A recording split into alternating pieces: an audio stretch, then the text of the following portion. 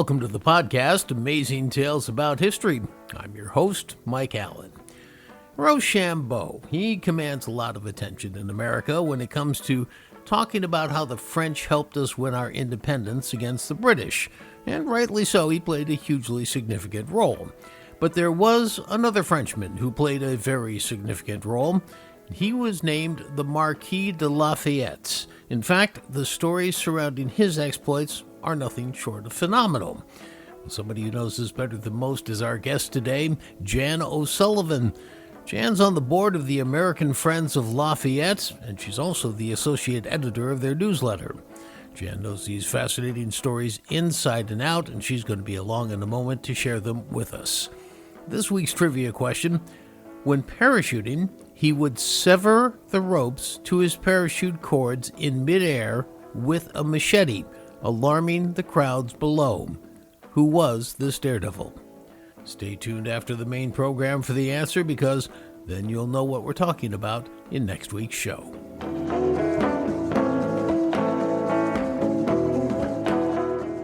Now, before we get into this week's show, I want to take just a little bit of time to tell you about something new that's on my website. A lot of times people have come up to me and said they're overwhelmed about the fact that I've got now more than 200 episodes of Amazing Tales on my website, and they have trouble sometimes finding the episodes that are of the highest interest to them. Well, now there's a way to sort through all that. If you go to my website, you're going to find that I've added a special Excel spreadsheet. It contains all of the episodes dating all the way back to the beginning in 2021. Now, to get to the spreadsheet, you just go to my website, amazingtalesct.com. You scroll down on the homepage, and on the right side of the homepage, you'll see a red box. You can't miss it. Just click on that box, and you'll be taken right to the spreadsheet. Now, you'll be able to search by topic or by town, and there are 35 topics and 118 municipalities. You'll be able to see, for example, what topics have been done about your town. Now, if you have any trouble with any of this, just drop me a line at amazingtalesct@gmail.com. All right, let's get back to the main event, which is Lafayette. He was an amazing person. Seriously, difficult to overstate how much this very wealthy Frenchman contributed to the Patriots winning the American Revolution. And he also distinguished himself along the way on the battlefield. Now, we're not just talking about all the money he spent, but he really had cunning when it came to military exercises. We have a great guest today to tell us this story of heroics.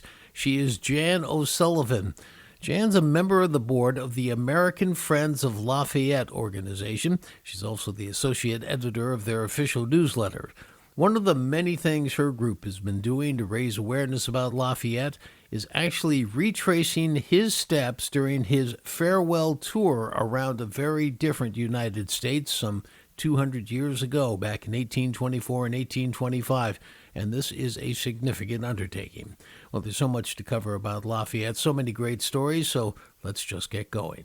He started life in France in, I think, 1757 or thereabouts, was born. And by the time he was, I think, 13 or 15 at the latest, his parents had died, and he had inherited this incredible wealth and somehow decided he was in favor of going to America and helping the revolutionaries fight the British. What do we know about why he did that?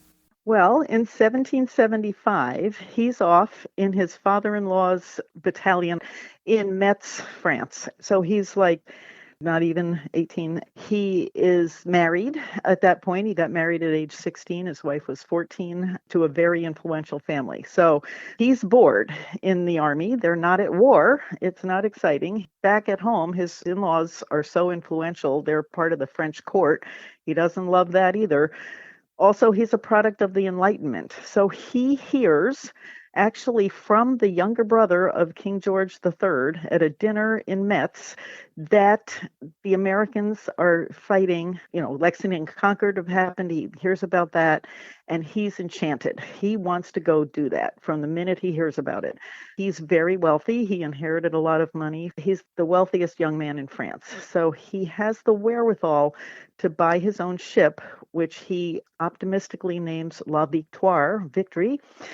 And he also meets Silas Deane in France, who is recruiting French people to go over, possibly overstepping his bounds because he tells Lafayette, yeah, definitely you can be a major general. He buys the ship. He has to get out of France because the king and his powerful father-in-law don't want him to do this. But he does. He sneaks out of France. He was disguised. There's some talk out there. You'll hear he was disguised as a woman. That's probably not true. But he has to pick up the ship in Spain because if he's seen leaving from France, he could get arrested. So he does. He leaves a pregnant wife and a toddler, writes an apologetic note to his wife, Adrienne, and he sails for America. The voyage takes 6 weeks. He learns English and he's seasick the entire time. He lands in South Carolina, and it takes 4 weeks for him to get to Philadelphia, where Congress is. So he gets there, and he presents himself to Congress, and they are like, oh, great, another young Frenchman seeking glory. What are we going to do with this kid? But he has a letter from Ben Franklin. He is well connected to the French court. They realize that. And he also says, I will serve at my own expense. And that was music to their ears. So they give him the title of Major General, but they intend it to be merely a decorative title. They're not going to give him troops or anything. But he does meet Washington. Washington is quite taken with him, and I think that they quickly develop a paternalistic bond. Washington has no biological children of his own. He's about the age that Lafayette's father would be. His father was killed in the Battle of Minden in the 7 Years' War when Lafayette wasn't even 2 yet. So Washington says, I want you to be part of my family, meaning his military family. Lafayette thinks he's being adopted, but they work it out, figure it out, and they become very, very close friends. And Lafayette becomes a trusted member of Washington's inner circle. Now, it's not even 2 months after that fabled meeting of Washington that he's at the Battle of Brandywine, he meaning Lafayette, and baptism under fire, right? Yeah, he still doesn't have troops. He wants troops, but they're not doing well in this battle. So they're like, well, we might as well send Lafayette in and see what he can do. So he goes in and he kind of rallies the troops to get them to stop running from the battle, but it's a lost cause. So he organizes an orderly retreat of the troops so they can live to fight another day. In the course of the battle, though, he's hit in the leg with a musket ball. Blood is pouring out of his boot by the time he gets off the battlefield. So they take him to get medical attention, and Washington tells the doctor, treat him as if he were my son.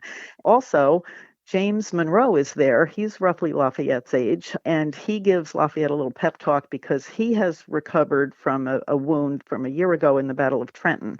Lafayette goes off, recuperates with the Moravians, and rejoins the battles about 2 months later. So now he is going to spend the winter in Valley Forge, the famous winter where it was just so bitterly cold and they didn't even have enough blankets to stay warm and not enough food and all of those stories. And Washington sends Lafayette, this is remarkable, with 2,200 men to do a reconnaissance mission. He gets surrounded by 4 top British generals. Pick up the story. He's been up to upstate New York where he was given instructions to invade Canada. But he takes one look at the army up there and he says, I can't invade Canada. These guys don't have clothes or shoes. They haven't been paid. They're sickly. But while he's up there, he does recruit 47 Oneida warriors to be soldiers. And so when he takes Barron Hill and he's up on this hill, he's got 47 Oneida soldiers with him, but he gets surrounded by the British and he's got to get off of Barron Hill. Fortunately, the Oneidas ambush the British a bunch to slow them down. There's a gap that Lafayette makes a strategic retreat with his troops, so they live to fight another day again. The British were hoping to get a good supply chain and communications channel into Philadelphia, which they do not accomplish, so they end up leaving Philadelphia the following month. This is remarkable. This is actually called one of the most incredible escapes in military history, right? What he did. Yeah, it is. They call it Lafayette Hill now. Actually, it's not Barron Hill anymore. It raises Lafayette's military profile quite a bit that he pulled this brilliant thing off. He has seen enough. He has realized that there is an issue. And of course, now the Americans or the revolutionaries know that he's got this connection to the court in France. And so he is sent back to see if they can fast forward some of the support from the French king that everybody thought was coming, correct? Right. The French king is more willing to get involved in this point. And fast forwarding takes about a year for Lafayette to set everything up when he goes back. But he does go back. Now, keep in mind, when he left the first time, he snuck out and he was told not to go. So when he comes back, he has to be punished by the king. So the king puts him on house arrest in his father-in-law's lovely mansion with his family. And so it's for a week. So it's just a slap on the wrist. And then he gets to present himself at court and he starts organizing, eventually becomes the French expeditionary force that comes over. Now, Lafayette's hoping that he'll lead that force back to America, but he doesn't get to do that. He's still only 22, so Rochambeau is given that honor. He's more seasoned. He spends a whole year, as I said, and his son, George Washington Lafayette, is born that year. And note the name, he names his son after George Washington. He comes back to the United States. Rochambeau comes back to the United States. And Lafayette almost plays a little matchmaker game, right, in Hartford between Washington and Rochambeau? Yeah, well, he introduces them and acts as an interpreter in Hartford when they meet.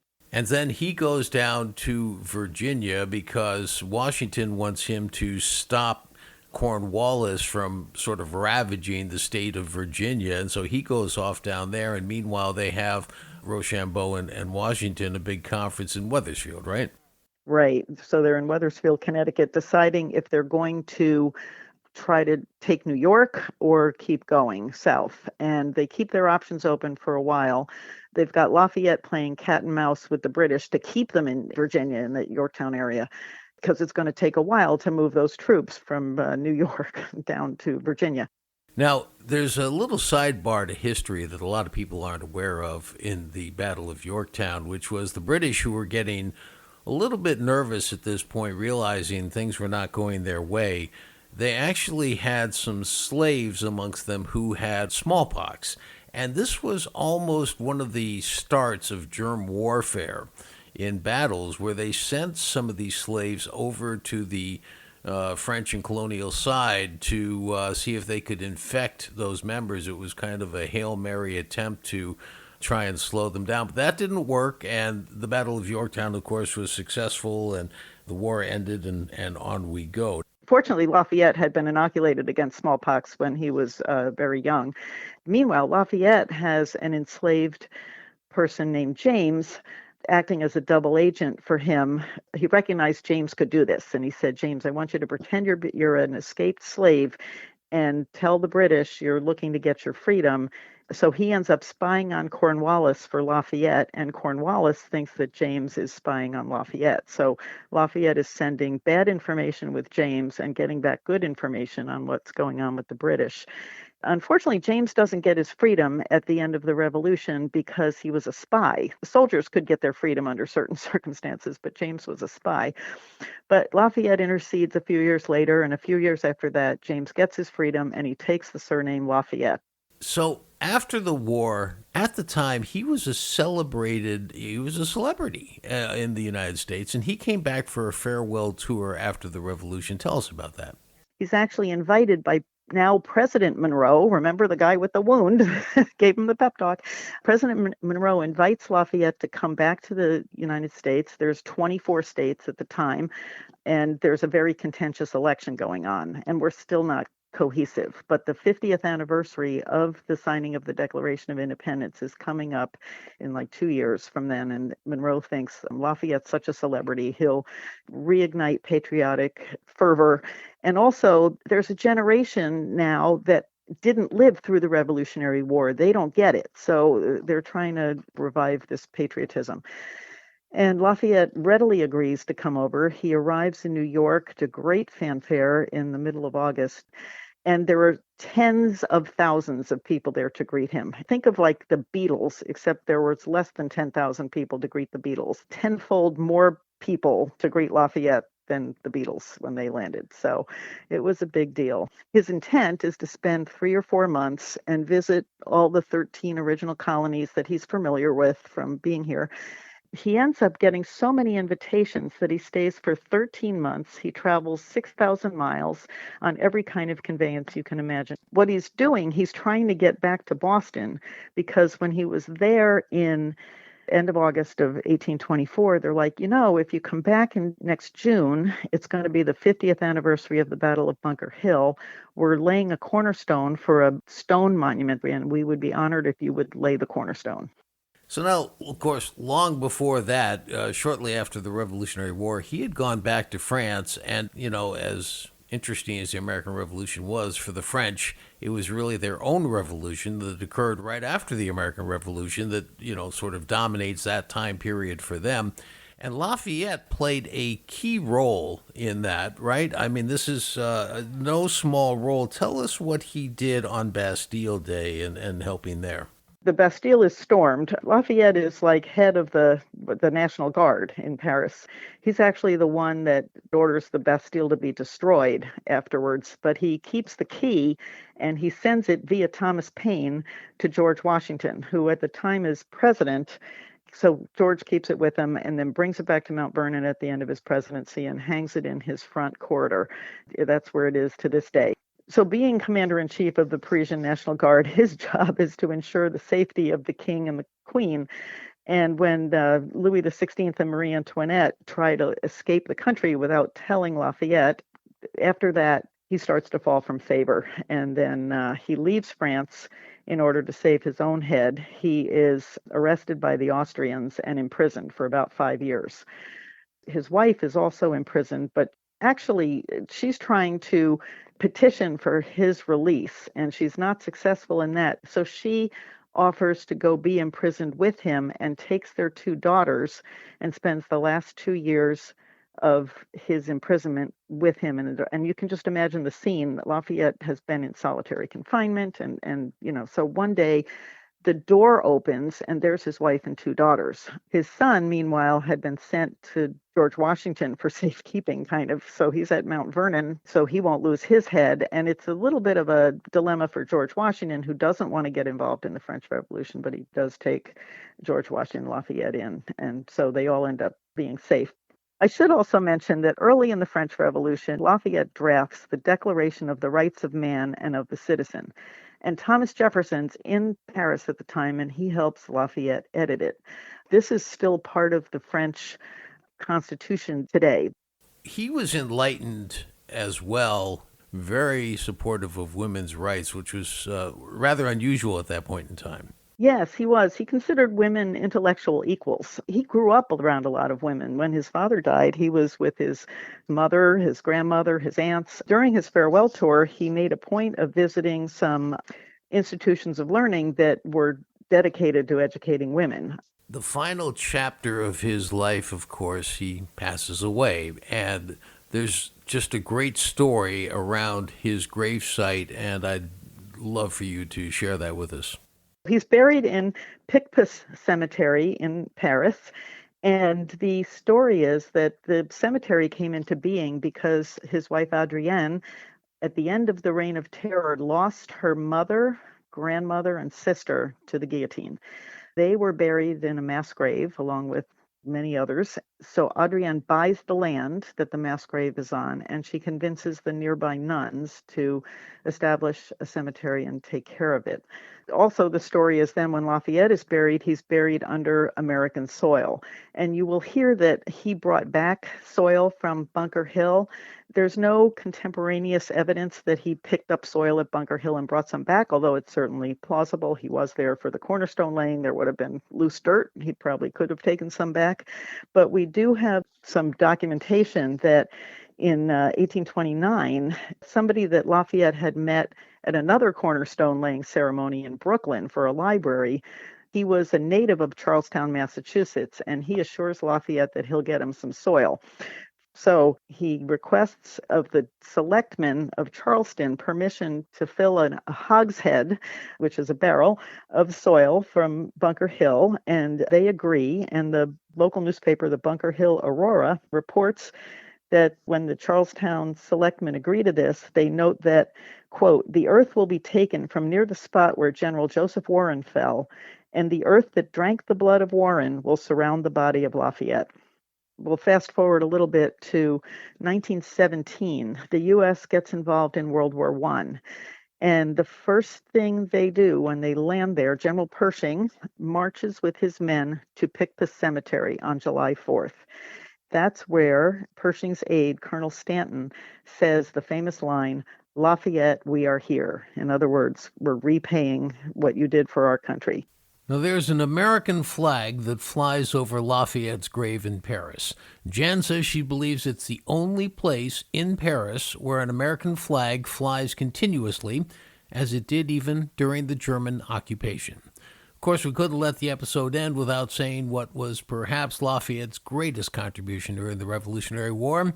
When it came to the decisive Battle of Yorktown at the end, Washington and Rochambeau's troops were marching to the south to get there, and it was Lafayette and his team that contained Cornwallis and the British troops on the peninsula where Yorktown is located, allowing Washington and Rochambeau to get there and ultimately win victory.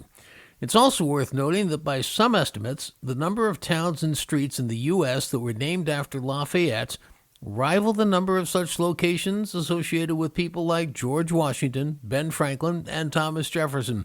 As an example, Fayetteville, North Carolina is actually named after Lafayette, and of course so is Lafayette College.